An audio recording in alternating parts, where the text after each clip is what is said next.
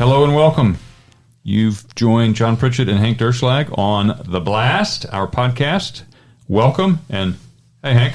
Good, glad to be here. Missed a week last week, so we're glad for Thanksgiving, so glad to be back. Yeah, 2 weeks without the podcast. I know everyone was starting to send emails, and Mallory was getting inundated with phone calls about when's the next podcast going to drop, so apologies to all of you. Next time we'll forewarn people if we're taking a little break. Although if we'd done this right, we would have just continued to have pre-produced podcasts dropping. We didn't think through that. Executive producer. Wait a minute, I just gave her a promotion. Executive producer. She was producer 2 weeks ago. Sorry about that. I like that title. Okay, look, we've had a theme to every podcast so far. We've had guests, and what we've tried to do is, at the end, kind of give an update on what's going on this week, right? Because our goal here is to help everyone kind of go on the journey, or invite everyone to go on the journey with us here for BOA, what we're building. We had a really big week last week. A lot of stuff happened, and that's kind of the way it is in the startup world. You know, you have all these things happening. You never know exactly which one is going to happen to jumpstart you, but you need to be prepared for how to take advantage of it when it does, because it will happen. You really don't know when. And then last week, we were going about our normal busy week with a lot of things going on when all of a sudden a big thing happened. That's right. We were actually in Florida. We had made a trip to Florida when, but I was going to say, the startup business is like John said, it's kind of hurry up and wait. And initially it was a lot of waiting and then a little bit of hurry up, but lately it's been a lot of hurry up with our production, with talking to universities. So I don't know what you want to get into on what happened, but well, let me start by saying what we were doing in a normal course last week, and then we'll get to kind of the punchline. So we have been preparing for full-scale production, and we did that. So and last week was exciting all by itself because we produced full scale. So we took something that it was your idea not that long ago, an ingestible oral aerosol that has never ever been done before. And we got through all of that R&D process and all the testing process and all of the FDA requirements around the language. And, we did all of the things that you need to do to get prepared. And then we ran at full scale a large batch of product. And we saw our cans, we saw our branded boxes, and we actually get to go through the whole process of watching the manufacturing of it. And I've watched a lot of manufacturing. I used to work in a manufacturing plant during college, but I've never been as excited to watch a product get made. No, it was great. What was your experience? It was great, and we had some great video that we captured that we put out on social media.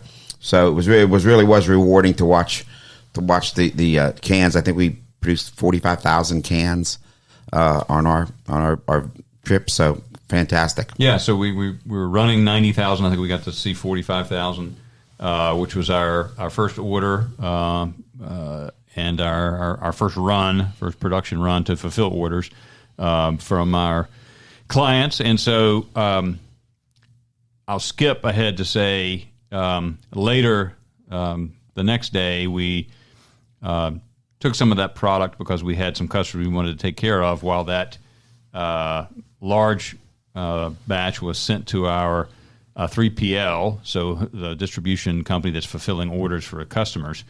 So we actually, again, like this is what you do when you have a small group and you're entrepreneurial and you're trying to move really fast. We actually took some cases in a van, and the three of us drove and dropped off product at various places on our way to our fulfillment house. And that was kind of fun, too, because we could give people, a case of BOA and, a finished product that was ready to go. It was great. We had a great kind of a road trip. Reminded me of my college days. We stopped and had some great barbecue in Georgia and just had a very fun trip.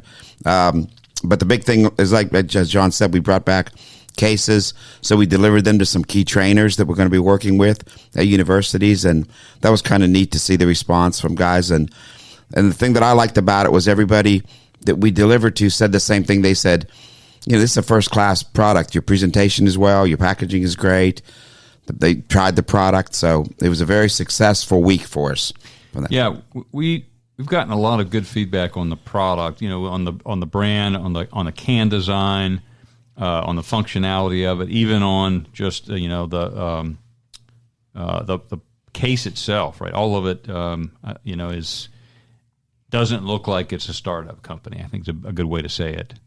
Which is what we're going for, right? Exactly. It is kind of cutting edge, and it looks the part. So while we were in the middle of that, which was exciting on its own, the three of us were sitting in the lobby of a hotel watching a college basketball game, and it happened to be the number one team in the country, the Duke Blue Devils, playing Ohio State, and we're watching the game, and we knew that. The athletic trainers and several of the players had been using BOA. Obviously, Duke has been aware of the technology. You've worked with Duke in the past many times on different products that you've developed, technologies to help in the sports nutraceutical category, sports performance category. So we're watching it, just wondering whether we might see a glimpse of it, watching to see how the particular players that we knew were using it, how they would do. And several of the players had cramping problems in the second half of previous games. And so the three of us are there, and it's late in the game. There's about 5 minutes to go. One of those players, Paulo Banchero, had very serious problems. And we understood, because we understand the sodium gap issue, we understood that problem he was having was really a function of him being out of sodium. He's a heavy sweater. He burns sodium at a really fast rate. We all burn sodium, but some people burn it at a really high rate, and he does. And when you do that, you're unable to do proper, pull the fluids through so that even if you are hydrated, you don't have access to those fluids. And what happens is then you start to have the lactic acid build up, and your performance goes down. And in some cases, you end up having what we saw in previous games, which was Paula's large muscle group started to cramp on him. And anyway, we're watching the game, and Paulo is not having any cramping, and he's not experiencing the big cramping issues he'd had in games before. So again, it's just the three of us watching this. We kind of know the backstory, and we're not expecting what happens next. With about 5 minutes to go, ESPN starts doing this little story on his cramping. And then we were like, oh, that's interesting. We've been watching this, and they show the footage of it, and they say, and so to try to figure out how to resolve this, they did some things. They went and they talked to the head of sports medicine, Dr. Potomsky at Duke, and he did sweat tests, and he found out that, as we've said before and as we knew, Paula is a really big, sodium loser, right? And so they did these tests to verify that. In fact, he loses on average in games up to 7 pounds. Up to 7 pounds. Which sounds really like a ton, but if you really know endurance, sports, or if you look at football and basketball players and you've seen the testing when they're doing full exertion over a period of hours, that's not unusual, really. So the gap we've talked about before. No, and Paulo's 250, so you have guys that weigh 185 and they'll lose 3 to 5 pounds. So for him to lose 7 is, he's a heavy sweater, but it's not out of the realm. So there have been discussions about, this is because he hasn't had enough to drink, which is silly because all of the major athletes understand and all the trainers know, stay hydrated, keep drinking. So they were drinking. He had electrolytes, but he wasn't able to replace the sodium that he was burning in a fast way, which is a common problem. That's essentially the problem that you have tried to solve by inventing the Oral Blast and BOA's Endure. To try to get these athletes to stay ahead of the curve, because once you deplete that sodium and you start to drop off, you can't get it back in your system fast enough by drinking anything or eating anything. So to continue the story, we're watching. They talk about this. They talk about Jeff Potomsky. Holly Rose is the sideline reporter, and she says, and we learned that to try to help with this issue, they're using a special kind of fluid for Paulo, BOA. BOA. Well, not a special kind of fluid necessarily. It's an oral aerosol. They didn't get that exactly right, but that's okay. Obviously, they were using BOA Endure, and it obviously helped. And we also know the backstory that several of the other athletes had been using it even before Paulo, and they were not experiencing cramping, which is, again, a result of other problems, including the sodium deficit. So we're not claiming that we're solving cramping, but what we are claiming is that we are replacing sodium rapidly, which tends to be the major problem that exists with athletes and can lead to things like cramping. Well, and the second part of the story is that once that went out, of course, ESPN Sports Center put it out in a Twitter feed, and NBA Central put it out in a Twitter feed, and then it kind of just, to some extent, blew up. TikTok picked it up, and I think the TikTok post had about 5.6 million views. And was that ESPN's TikTok account? It was ESPN's TikTok account. They exactly. They had made a little video of that package, that piece that Holly had done, and then they just put it out on their own channels. Yes. And it blew up, which, of course, was one, it brings the exposure, the issue of sodium loss, which, again, is well known in some sports like endurance sports, not as well known in stick and ball sports, but now is starting to become more understood and more well known. But importantly, because even though they didn't say BOA, saying BOA actually worked out to be pretty good, because then people started going and Googling BOA and finding us. And so the hits to our website, the emails that we received, the phone calls, the orders that we received, that's the kind of stuff that you have to be prepared for, but you can't count on.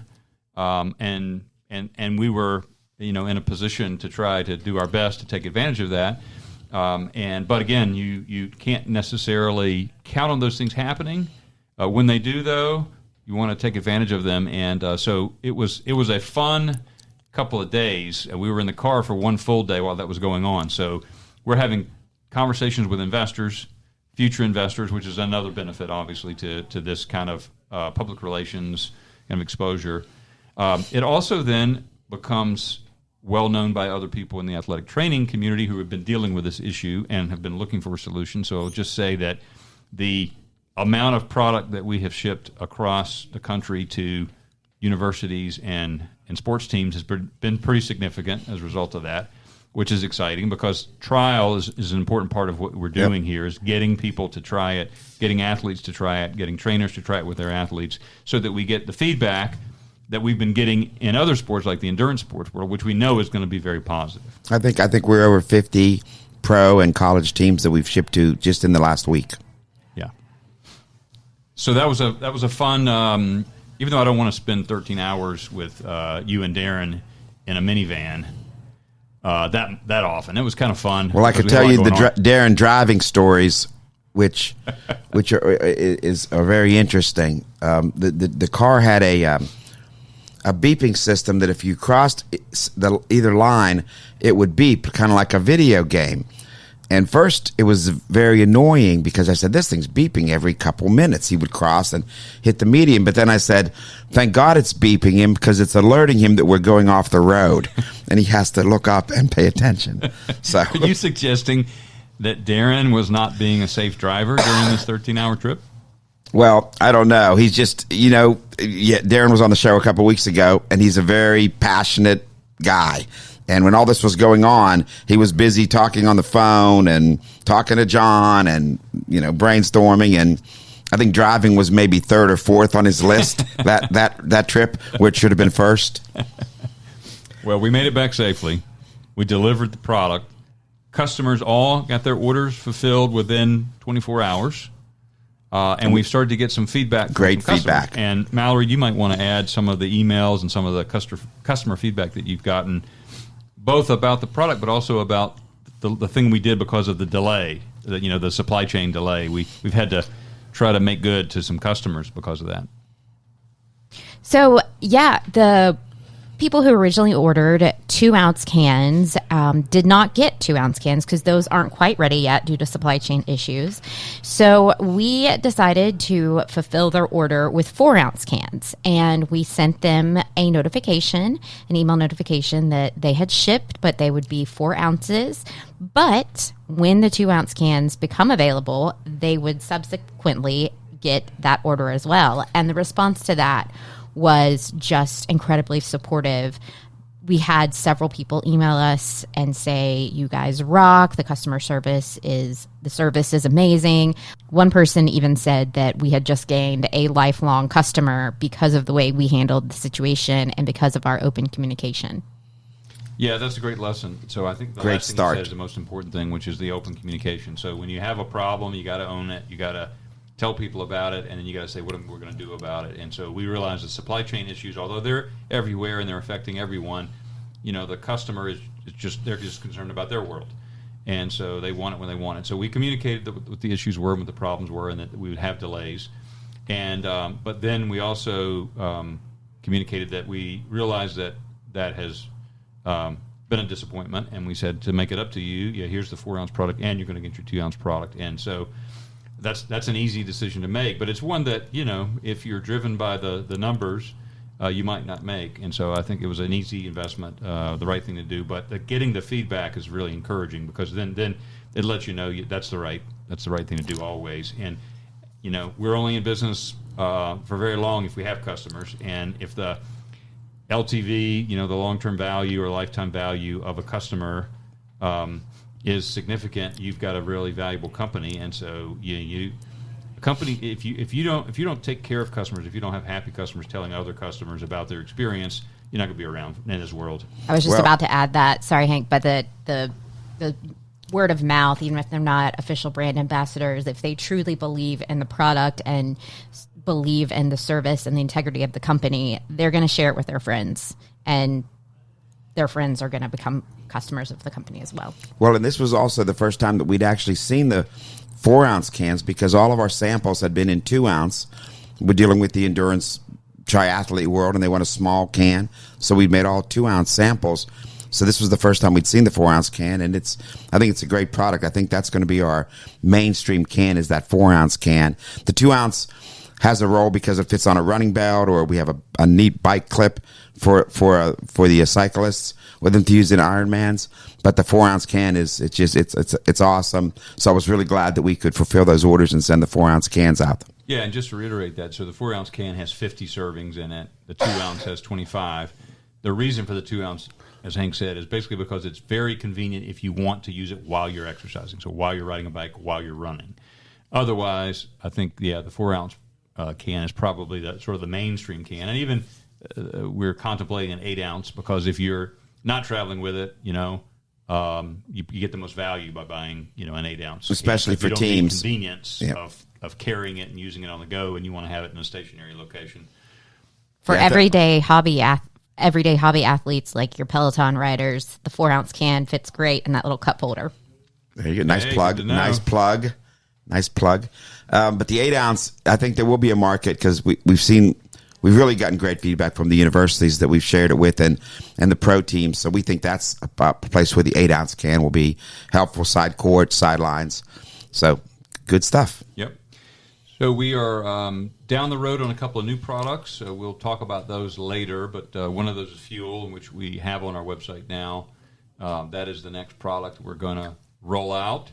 We're working on a couple of other very, very exciting products that we won't mention now, but we are in full R&D development on those now that we've finished Endure and we're in the marketplace with Endure. We, like a lot of companies that are contemplating ambassadors, endorsers, micro-influencers, social influencers, we've looked at the NIL, the name, image, and likeness issue in college athletics. A lot of us have done college sports marketing over our careers. We've all been hesitant because it's still so early. It's very much kind of wild, wild west. So we've been careful to really evaluate things and think about where to go there. And so we don't have anything to announce today, but hopefully next week we'll be announcing the first of our NIL deals. Very excited about it. I think the first two are very interesting. Just say one of them is a college basketball player and one of them is a college volleyball player. I'll leave it at that, and we'll talk about it maybe next week. We also are in the process of signing a team of micro-influencers, and really interested to see how this goes, because it's a different strategy with micro-influencers than, say, sort of the mega, influencers who have, hundreds of thousands of followers on Instagram or millions. This strategy is more of a micro, so they've got between 5,000 and 50,000, for example.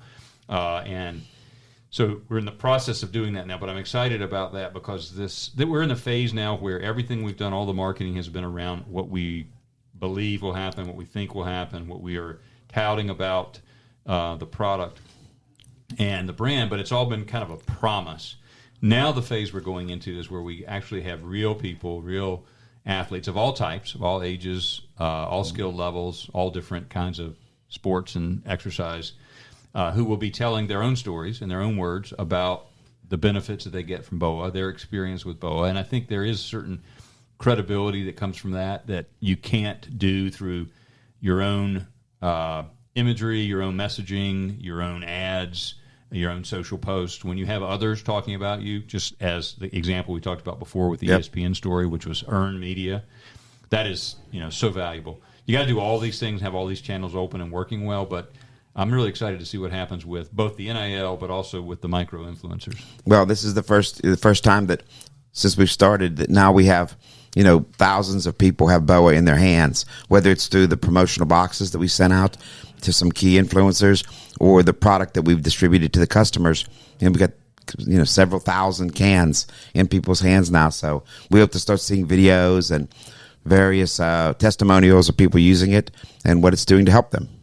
Mallory's going to be very busy, hopefully taking in customer video and feedback. We're gonna work on a promotion to incentivize that behavior so that people will tell us what it's like to run or Peloton or cycle or play tennis or do your yoga workout, whatever, when you're sweating and then you're using BOA, what kind of results or what kind of experience do you get? We've heard a lot of these over the process of the last 6 months, but to hear it from people we don't know and to share that and have other people hear it, I think will be kind of a new milestone for us. I'm very excited about that in the new year. Yeah, Mallory, we hope Mallory will be busy. And in case you missed that trend, you see that Mallory does an awful lot around here for us.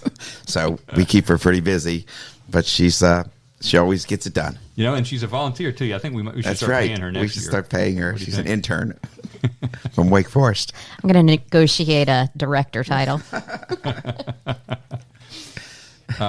So let's see. What else should we talk about before we wrap this up? I'm trying to think if there's anything else that we had on our agenda here. Oh, I know what it was.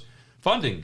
Something else that we'll be announcing is that we have completed our seed round financing. And we completed it literally during the whole trip, the 13-hour trip in the minivan with the product. And so that was a lot of fun.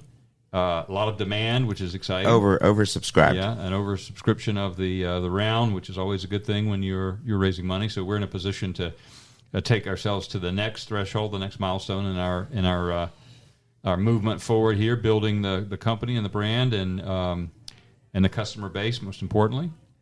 So a lot of stuff we covered there. It was a great week last week. Not that this week hasn't been good as well, but last week was a particularly good, memorable week. You got any last thoughts here before we sign off? No, we hope to continue, and we think every week's going to be the same as last week. And last week was a blast.